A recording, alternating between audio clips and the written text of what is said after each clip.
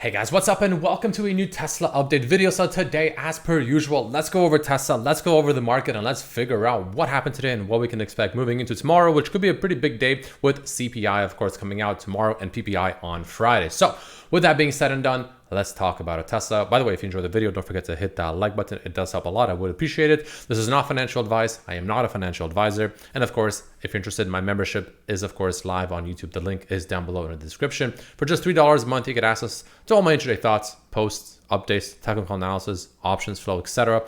every single day that the market is open, mainly on Tesla stock, sometimes others as well. Again, just $3 a month.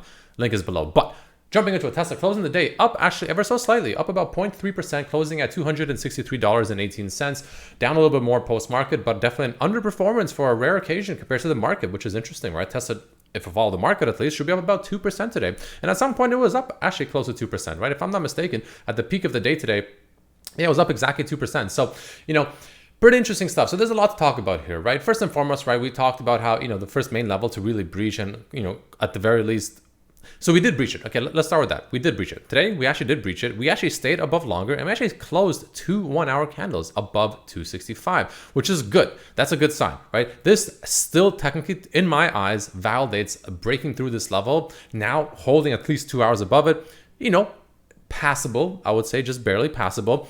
But what that shows to me is the fact that Tesla is strong enough to break this trend, right? And this is good. That to me tells me that there's a damn good chance now that the long-term trend for Tesla, and I mean long-term, I mean like several years down the road, like 4 years down the road, has officially, or at least maybe not officially, but damn good chance it has flipped bullish, which is good because we broke this high, we broke this pivot point, and we did make a higher price above it. Now, granted, of course, we couldn't really close a daily candle above it. That would have been even more, of a confirmation. But even though we were able to hold about 2 hours above it, which, arguably is good enough, right? Now, that's a good sign. So in other words, again, long-term trajectory for Tesla, obviously most people probably already think this, but the chart, at least to me now, confirms that most likely is actually bullish. We needed to see that break, which is good. Obviously, like I said before, right, if we break above 265 and close a daily candle above 265, or at the very least, even moving above it like we did today, most likely we'll see somewhere around 268 next, which is this pivot point here. Above that, we'll probably see somewhere around 280 next. And above that, at the very least, we'll see 291, if not closer to $300 per share, which is the gap fill and the next pivot point. That's just kind of how you do it. You go from pivot point to pivot point, right? So we broke above it. We went up to pretty close to the next pivot point, close to 268-ish, right? We came up to about 267.5. So we're about $1-ish away from it, right? But, sometimes it is what it is.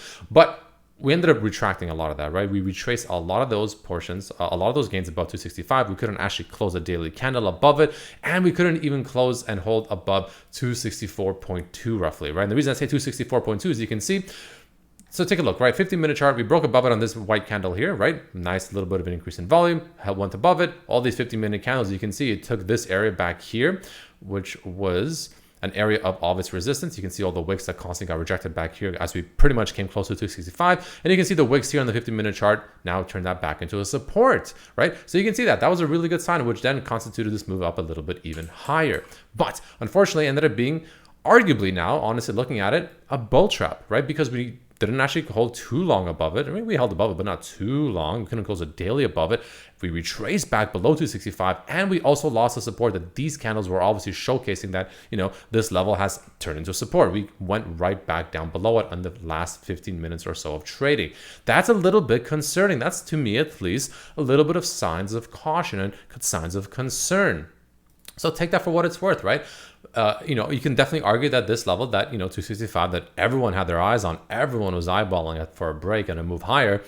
Well, we couldn't close above it, and that at the moment, the way it stands and the way it looks, there is a chance that this could have been a bull trap. Obviously, we'll see tomorrow with CPI coming out if that's the case or not, but there is a damn good chance that this could be a bull trap, and the correction could actually begin pretty much starting tomorrow. There is a very real possibility of that. Don't forget, I've been saying this for a while. The trend that I told you about, there is that trend, which I actually showed my members yesterday. Let me see if I can find it here. I actually linked to the article, this one here. Also trends, but this is something else. This is not the one I was talking about initially, but this is good enough, right?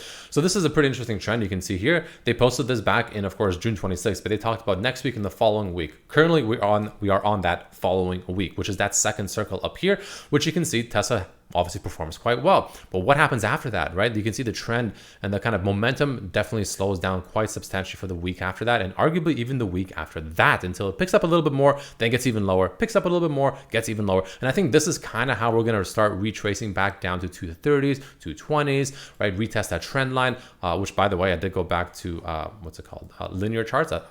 Log chart was good, but linear charts have been working really well for me overall. And I went back to linear charts. So for instance, if we do retest this overall trend line break that we just had, right, which I don't know if I haven't fixed it on the weekly chart yet. I'd only fixed it on a daily chart, something like this, give or take, right? Of course, roughly. That is going to be taking us way back lower down to about, like I said, 220s, 230s, something like that, right? Give or take, of course, right? Something along the lines of that, which is where it'll take us for that retest, which I think we will. There's no way we broke out of this kind of trend line, like multi-year in the making, and we're not going to retest breaking out of it. That's just kind of insane to me. But like I said, there's a good chance that Tesla stock is going to make things,